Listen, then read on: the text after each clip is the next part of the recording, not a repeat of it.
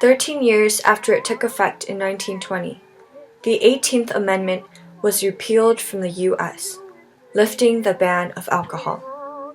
It stands today as the only instance in which an amendment to the Constitution was repealed.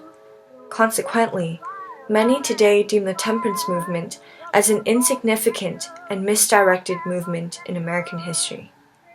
In actuality, however, the seemingly failed efforts of the temperance movement left a legacy far greater. In the 1830s, as women began to advocate for social responsibilities in response to the abuse of alcohol, the empowerment of women that resulted from their involvement in the temperance movement became key to their efforts in advocating for the right to vote through the suffrage movement. You can't do nothing 'cause you drink too much. As the 19th century in America unfolded, drinking became the nation's biggest consumer industry, and alcohol consumption was at one of its highest levels in history. Alcohol consumption at that point was a sign of masculinity that took away masculinity. So that you drank to show that you were a man, but you get drunk and all of a sudden you can't provide for your family, you can't do your job, you become violent. Faced with such destabilizing circumstances, women joined in the efforts to eradicate the problem, marking the beginning of the temperance movement in the 1830s. Women all over the nation united to join the fight against alcohol, taking up their responsibilities as the mothers of families and women in society.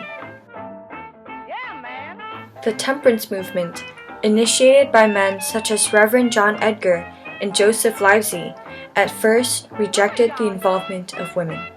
In March 1853, the New York State Sons of Temperance gathered but denied Susan B. Anthony the permission to speak. In response, the women withdrew, elected Mary C. Vaughan president of their group, and made plans to call a state women's temperance convention. This would mark one of the events that first launched women into leadership roles in American society. As time progressed, the temperance movement became dominated by the involvement of women. It became not only a fight against the excessive use of alcohol, but also a fight for the improvement of women's rights. Through their efforts, women were able to build and develop the skills that would take them further towards achieving prohibition and the right to vote. Through the temperance movement, women learned how to articulate their views, organize their efforts, and advance their status as leaders in society. Amelia Bloomer founded the Lily in 1850 and used the Radical newspaper to tell horror stories about the effects of alcohol and to rally support for temperance. Bloomer utilized the newspaper as a way to articulate women's opinions through writing. The Women's Christian Temperance Union was founded in 1874, Cleveland, Ohio, and began to effectively organize opposition to alcohol. By 1921, there were more than 300,000 women in local unions of the WCTU. Susan B. Anthony and Elizabeth Cady Stanton initially rose to prominence through the temperance movement.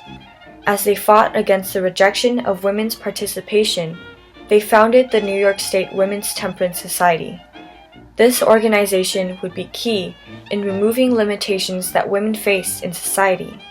Under their leadership, women tackled the fear of public speaking and stood as a united force in society.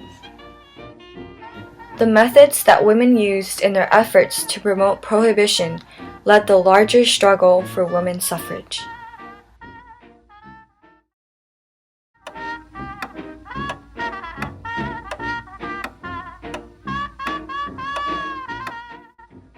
The Lily, which was initially founded as a voice for women in the temperance movement, soon began to articulate views related to the suffrage movement.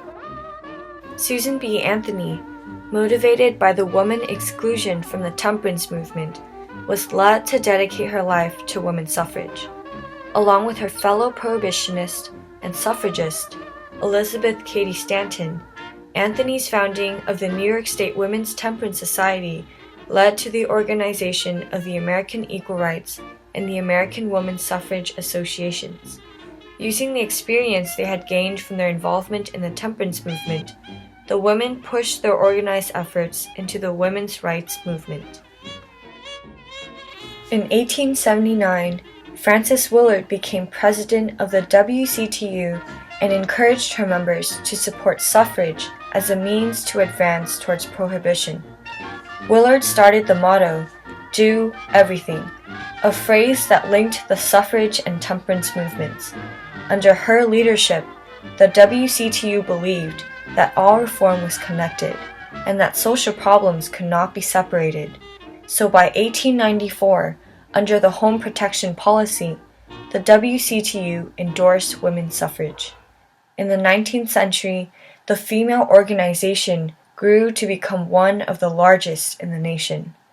Due to its decentralized structure and participation in many other social reforms, the WCTU was successful as an organization that pressed for prohibition and suffrage.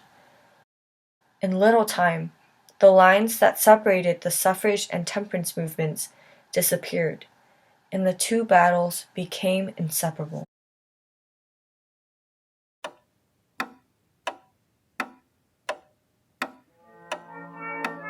On January 16, 1919, the 18th Amendment was ratified, and prohibition was achieved in the U.S.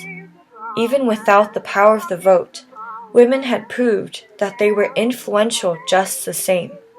Their ability to unite for reform in the temperance movement verified their readiness to responsibly participate in the political process. Having shown that they could bear the social responsibilities without the right to vote, they earned the right to vote. And on August 18, 1920, only a little over a year after the passing of the 18th Amendment, the 19th Amendment was ratified, opening the way for women all over the country to take part in their government by voting.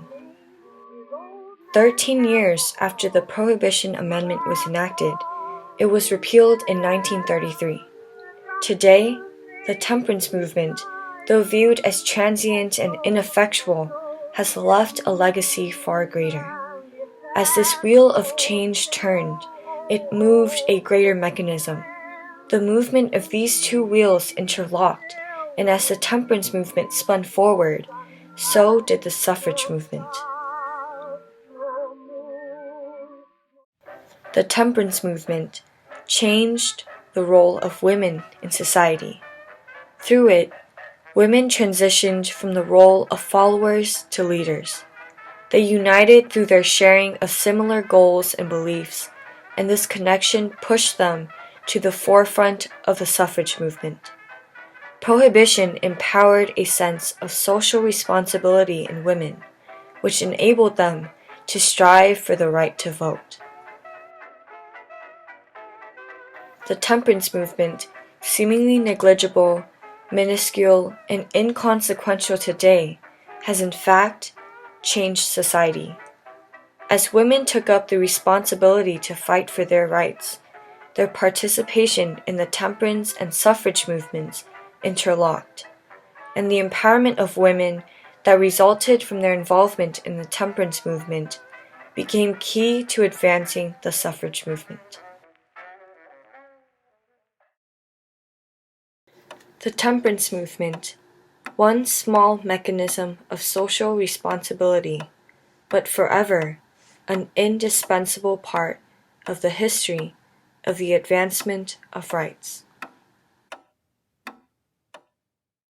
Now they demanded the right to vote.